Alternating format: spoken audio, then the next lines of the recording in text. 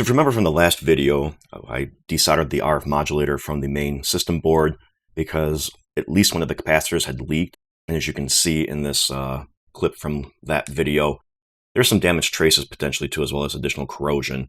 So I had to order some extra capacitors because I did not have all of them in stock. Well, I got those in, so let's continue on with what will hopefully be the last part of this series. I did finally get some of these 2200 microfarad 25 volt capacitors. All I had were 10 volt capacitors that would not work.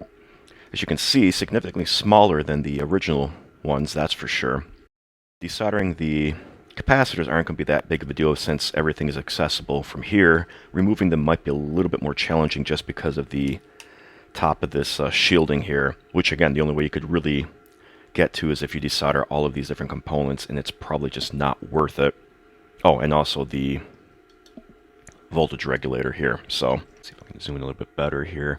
Get a closer look at some of the traces here. Now, they're not necessarily damaged, but they definitely have the solder mask kind of dissolved from the leaky electrolytic fluid. And then this one, capacitor here, it's this one. This little corner here potentially has a ripped pad. I'm not sure, I'll have to check. In fact, before I even go any further, I'm going to check some of these traces. Just because I don't want to spend any effort desoldering and replacing capacitors if there's way too much damage here. So I'll do that real quick. I'm just going to do some continuity mode testing, listen for a beep. Got these nice super thin test leads. You don't necessarily need them that thin. These will be enough. But it's good to have them for some of the really, really smaller components that exist. Especially on more modern electronics. The damaged one first goes... It's hard to see because of the fact that it might just be a ground one. Let's see.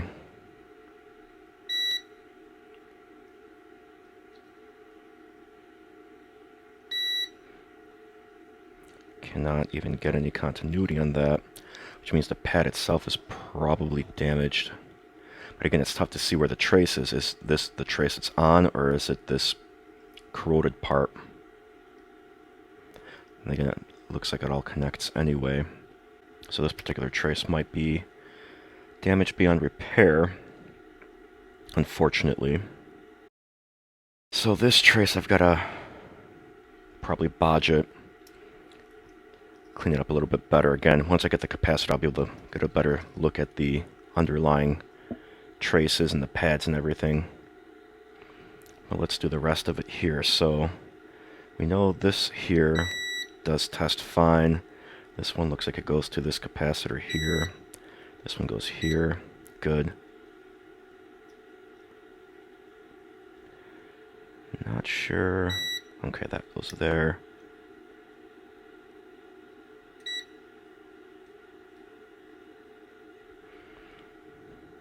It goes up there. That goes there.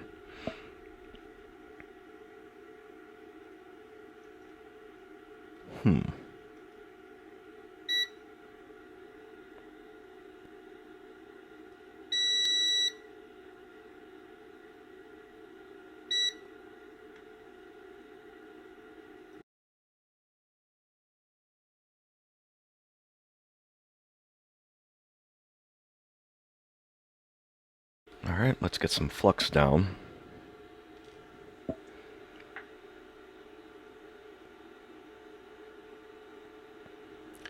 And just to try to, I just want to see if I can clean that up a little bit and get a better continuity, and then we'll remove the capacitor and figure out the bodge part of it. I should have some enameled wires somewhere.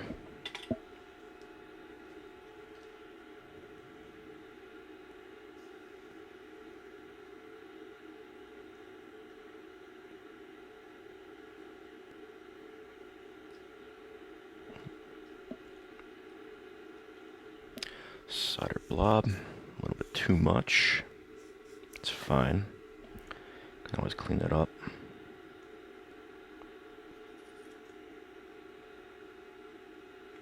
Might need to use some solder wick to clean it, but Either way, should be able to. Oh, I can definitely smell the electrolytic fluid. Yeah, you can even see how kind of nasty it all looks there. I mean, you just remove all the solder and try to clean the area up a little bit more and reflow everything. Cleaner.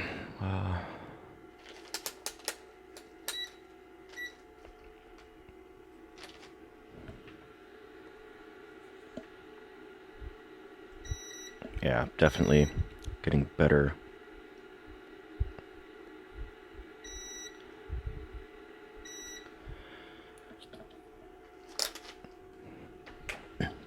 Alright, so fresh flux, fresh solder. Should be okay.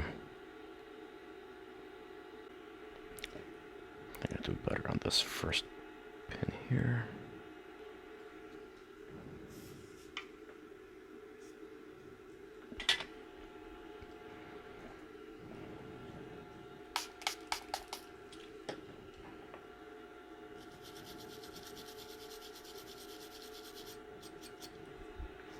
Still a little yucky, but I don't think I'm going to be able to do much.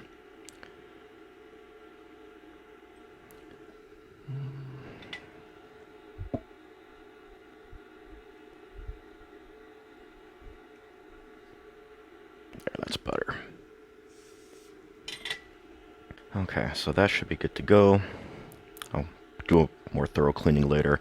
Let's go ahead and remove these capacitors. Now I'm going to assume, I know you should never assume, but I'm going to do so anyway, that these two large ones here are going to be C21. Wish they labeled the PCB underneath, but it's Nintendo. It's oddly enough, though, if you look at the main PCB, we'll take a look at it real quick.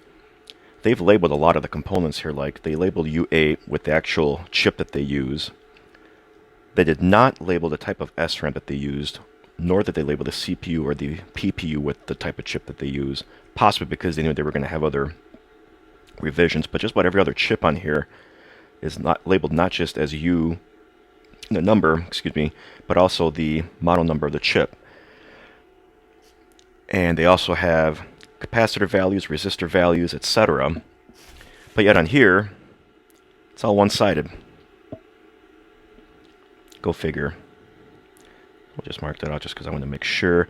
I do know for sure that that's one side, and that's going to be the other side, I believe. Fresh solder.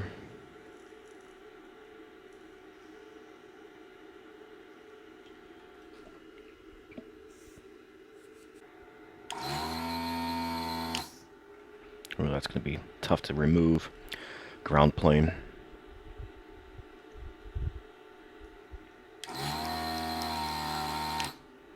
That one should be nice and free. Oh, maybe not. Maybe it will cooperate. Yeah, pretty much.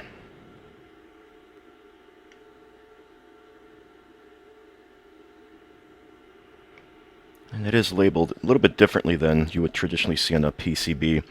Instead of it being having a solder mask that's solid for the negative side, that usually corresponds to the white stripe on your capacitor, they instead just have a little tiny minus right there. So if you're looking at it from this way, minus points down. Alright, it's actually pretty good. I don't think I need to clean up their old solder. I got rid of almost all of it, so. Now, do I want to remove all the capacitors first or just replace them one at a time? I think I'll remove them all first. It'll be easier now that this one's gone. I can get to this one, and quite possibly, yeah. So it is going to be for sure this one and this here. Give me a better access to that trace.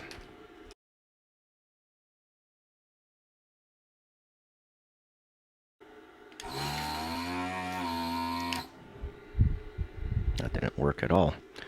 Probably should have applied some fresh solder to it first.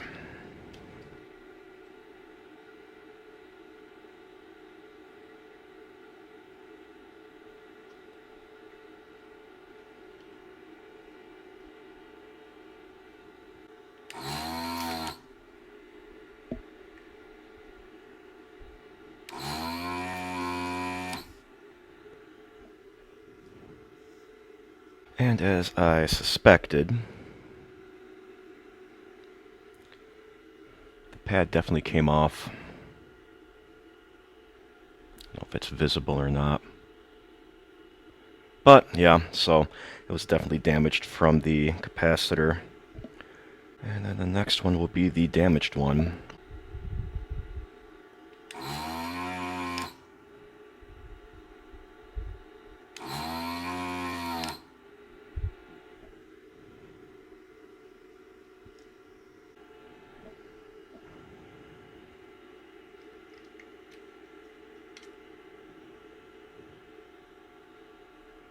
Doesn't look like too much leak from the bottom, but it's still a bad cap, so. Next is going to be the smaller one right there, just because it'll be easier to get to. Just got to figure out where its pins are. Looks like due to the spacing, it's going to be these two here. Oddly enough, it seems that the soldering iron is pulling the solder off of these capacitors here. And then there are two left that I can see. This one here and this one here. Let's go ahead and figure where these are.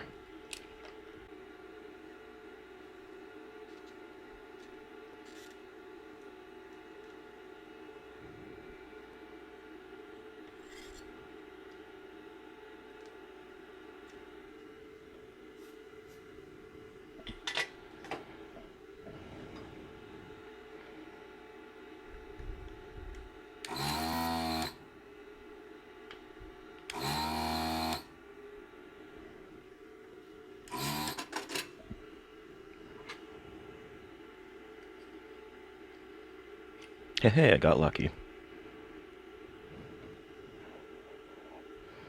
Oh, this one was leaking. I don't know if it's going to show up or not. But this one was definitely leaking. And then the last one should be a 1610, which I'll probably end up using the 2510. Which is fine. Again, you can always go higher on voltages, you can't on capacitance, really. This one should be a little simpler to determine because it's all the way in the corner by itself, next to the inductor. It should be these two here.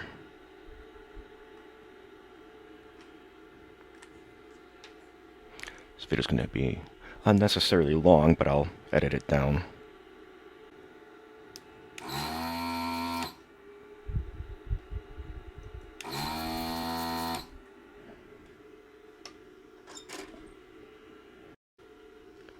And it just fell right on its own. Alright, let's clean the area off and see what kind of damage we've got everywhere.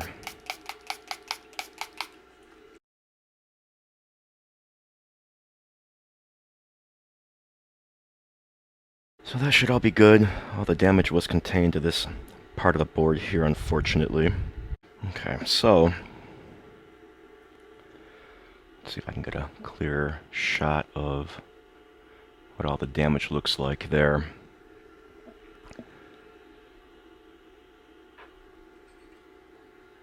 Let's see if I can... There, that should be a little better. Give you guys an idea of what's going on here. So, it looks like there might even be some pad damage here and here. But that doesn't look too bad. I know I checked them, but let me check one more time for continuity to be safe.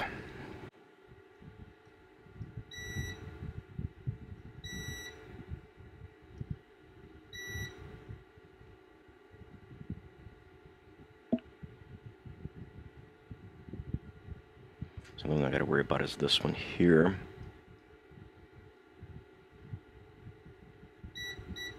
Oh, there still is some here. Not the whole pad, but enough of it that I might be able to do a much easier bodge. See if I have to put the capacitor in first, because if I apply solder to this, it's going to fill that hole in potentially. let's do this here. I think the large one will be the easiest to solder back in, so we won't do that just yet. Yeah, we'll get that smaller one here in first, and then we'll get the one with the damaged pad. So C29, that one would have been the 1 microfarad 50 volt. There.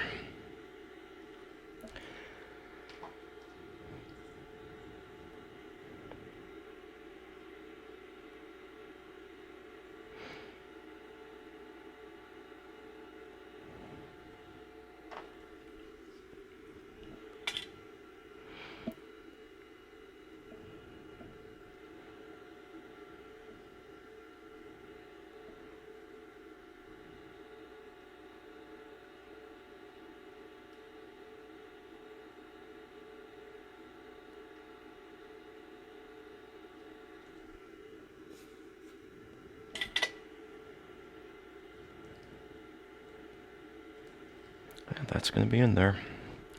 Now, gotta get the next one in, which is going to be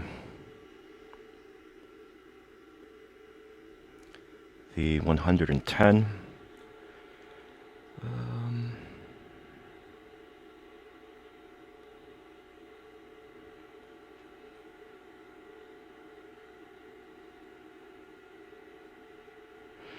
Looks like I don't have a 10, so I'm doing a 100 microfarad 16 volt, which is fine.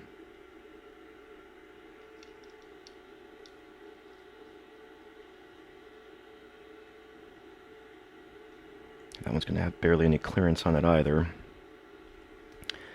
So I'll have to put some, I might need to put some tape over that as well because of the RF shielding.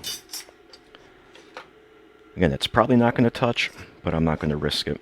So, but I'll worry about that later since I've got more clearance to do it with. Alright, let's see what I can do. Since there is a little bit of a pad left there, should make enough contact and then I can run the bodge wire.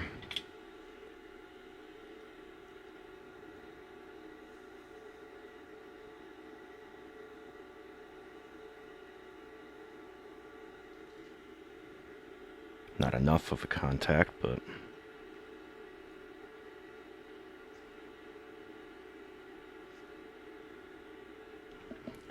I'll do that. A little bit too much solder, but at the same time I want to try to avoid it sliding out. Next one should be 100 microfarad to 25. That's this one here, which will go vertically or horizontally depending on how you look at it. And this one also doesn't have a whole lot of clearance.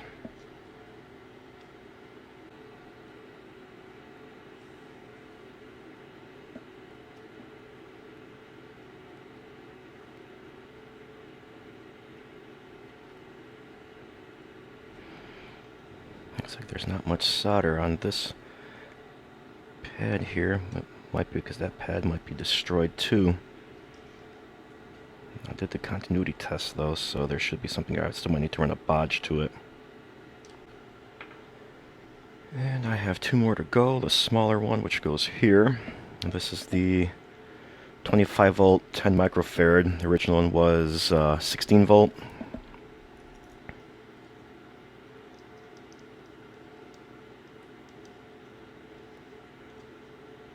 And that'll fit perfectly in there.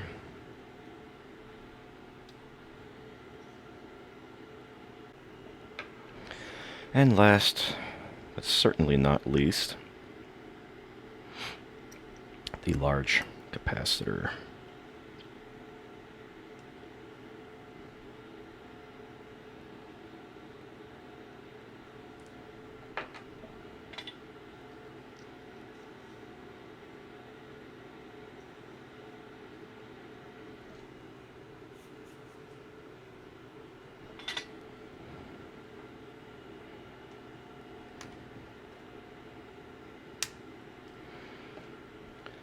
that should be everything.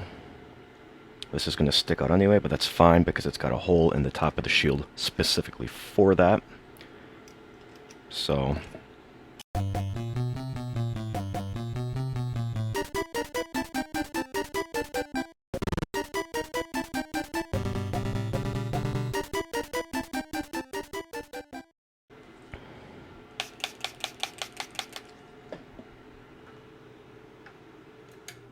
shut off the desoldering gun. Make it a little quieter in here. I'll shut off this exhaust fan too for now.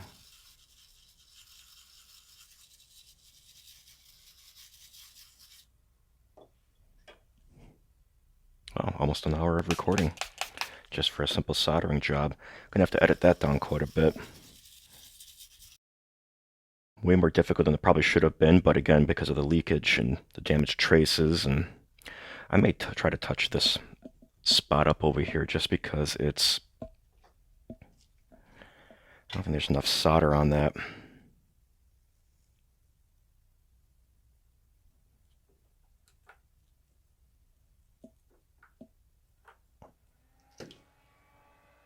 That's better.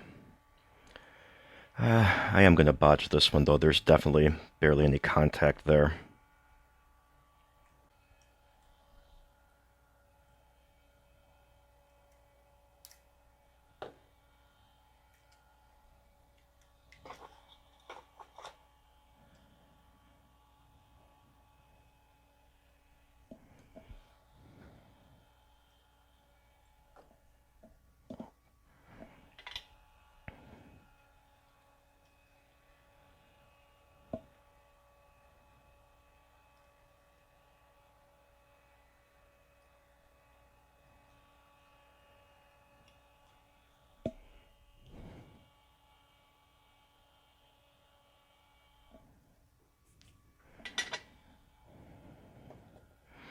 Enamel, when it melts away, has a similar odor to a fresh Band-Aid bandage, especially the cloth type.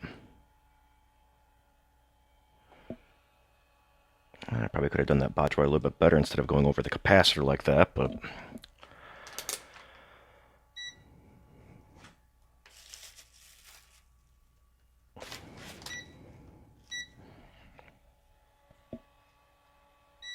okay.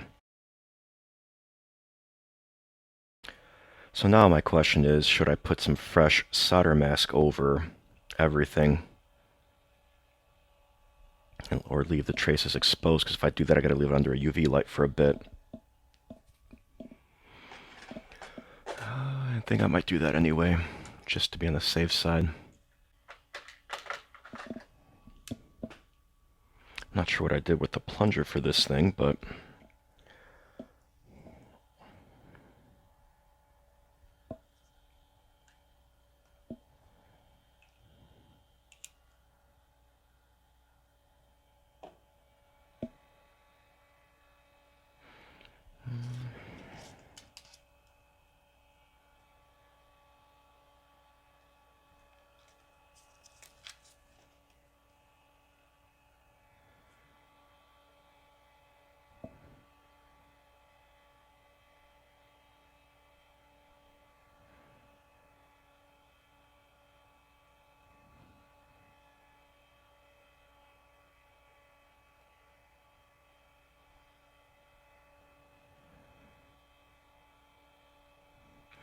the main reason I'm doing this is just to try to protect it from any future corrosion. They're exposed to the elements, they could get worse.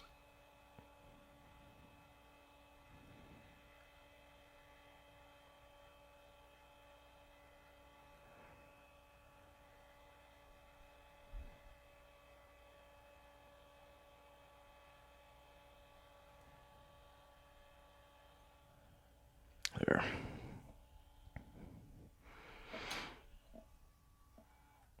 So I'm going to put this under a UV lamp and we'll be back. I left it under a UV light for about 20 minutes. The same UV light I use for retro brighting. So now, I've got to get this all back together. I'm going to put some Kapton tape over these 3 caps here like I did this one, just in case. I'm not 100% certain whether or not it's going to short out against the top shielding or not, so I'm not going to take that chance. But I do have to... Now these traces are probably, or these pads are probably fine. Again, this one is still partially attached. This one's attached. I think we should be good, but let me tone it out real quick, just in case.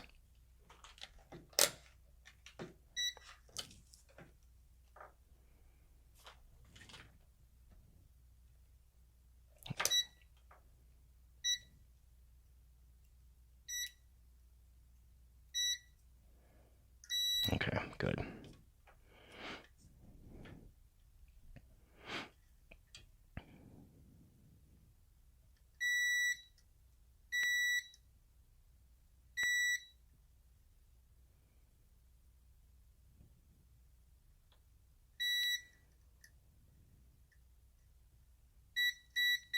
Okay. So, yeah, if I need to, I can still do a bodge wire. But I don't think I'm going to need to. I would obviously have to do it from underneath and then wrap it around. But we should be okay. So let's get my exhaust fan on here just to blow everything away. Oh, that's going to be problematic, actually. I just realized that I'm not going to be able to get solder onto these pins easily. Oops, I didn't think about that. I mean, I suppose it'll flow through to the other side through the through these through holes. Obviously, there's nothing for it to attach on this side, but again, that's fine. This is just for extra bracing, and if I really need to, I can always do some hot glue to secure it. But yeah, I just realized that there's going to be difficult. I mean, I could potentially desolder these pins, solder them back on here, and then let me try this way first. We'll worry about the pins first. I don't want to solder these tabs back on and have to desolder them again because they are a pain. Here goes nothing. Start here just because.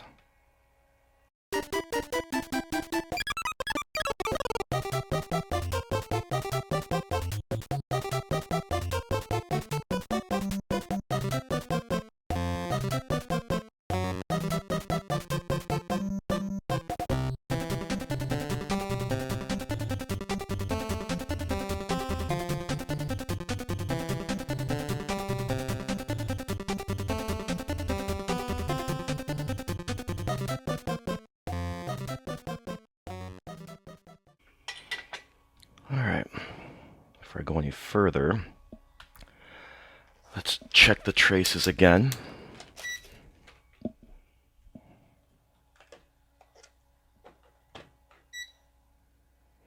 little bit more difficult now, but I think the only one I can't get traced is this one here, the second pin, or the 4th pin, depending on how you look at it. I think it goes to this capacitor here. Just can't tell. Okay, good. So they do all test. Now I can get the ground pins, retention pins, whatever you want to call them, taken care of. Secure enough. For me anyway. Can turn this fan off. And now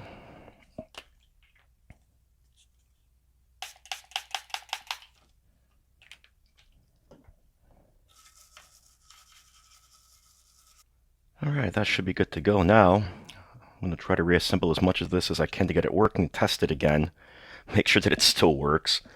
And if it doesn't, then I'm just going to swap the RF modulator out from the other NES, or actually to make it easier, I just pop the PPU chip out, put it in that one, call it a day like I originally planned on. But since this one might be in better shape, I figured I'd start with this one. Was not expecting this. Figured, yeah, fun project, right? Turned into a lot more than just a little simple repair job. Okay, so I've got everything back together as much as I need to in order to test everything. So let's go ahead and we'll try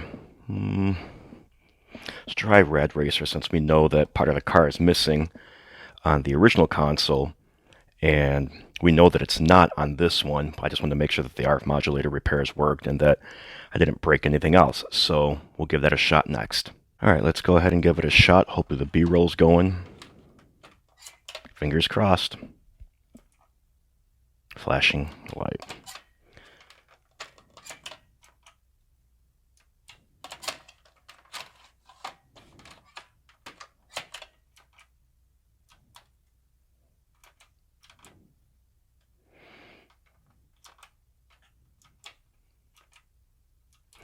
It's inconsistent, but then again, the original NES was always inconsistent. It's weird. If I push down, nothing. If I push down and then turn it on, nothing. It's like the cartridge connector just isn't making good contact. Now, I did not put these 2 extra screws in here. Maybe I need to put those in there to add some extra pressure. There. Now let's see what happens. There we go. Let's try Dr. Mario, because we also know that Mario's sprite is messed up, as well as some of the viruses.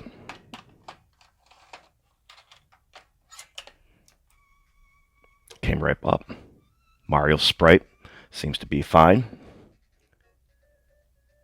and so do the viruses.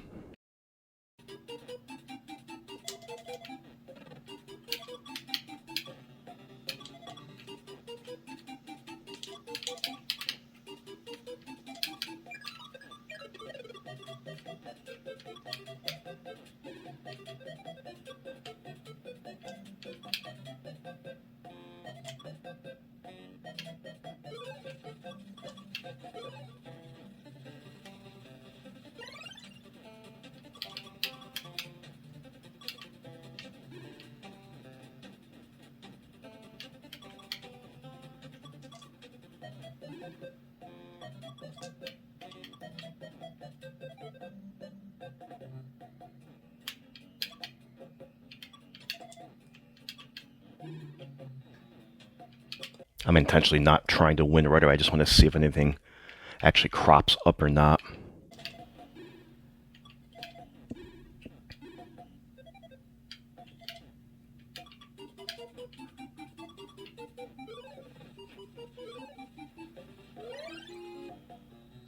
Seems like we're okay. Let's reset it and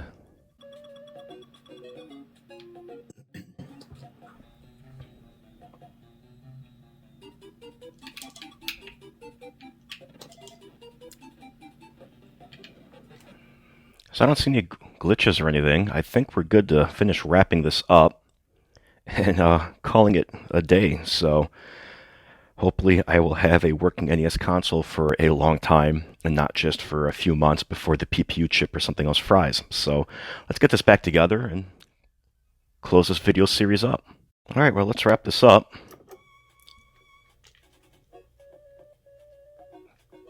And go from there. So as you can see, everything's working, and I am just really happy that it is finally, because having a working NES is going to make things much easier to test, especially since there are games out there that are incompatible with some of these clone consoles. And that's a shame, because I would prefer to use like the Hyperkin just for testing stuff, just because of the fact that it's going to be much easier to do capturing and stuff like that because of its HDMI output and everything. I mean, I did buy this cheap little composite to HDMI adapter,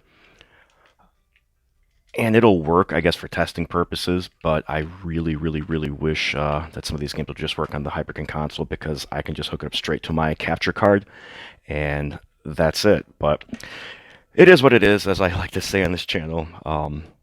Maybe one day Analog will come out with a low-cost version of the Analog NT, and I won't have to worry about spending $500+ on an HDMI-compatible NES.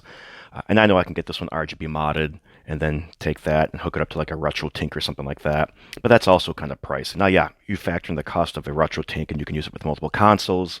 It's not as expensive as it sounds, but for now, I don't want to put that kind of an investment into all of this just because it is a little pricey and I still have other things that I have to take care of.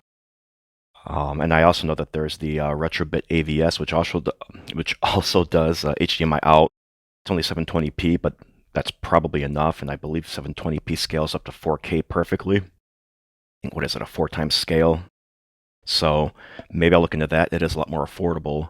But for now, I'll be happy with just my regular old NES, which I managed to scuff up after spending a lot of time cleaning it, so I'll have to clean that back up. I may take the top shell off and retrobite it just a little bit because it is slightly different color than the front door, but that's for later. But for this video and everything in the series, that's it. If you guys liked it, hit the thumbs up, and feel free to subscribe if you haven't yet. Never any obligation, but I do appreciate it. If you didn't like the video, hit the thumbs down, but please leave a comment as to why so I can try to use that to help this channel going forward. Thanks all, and I'll catch you later.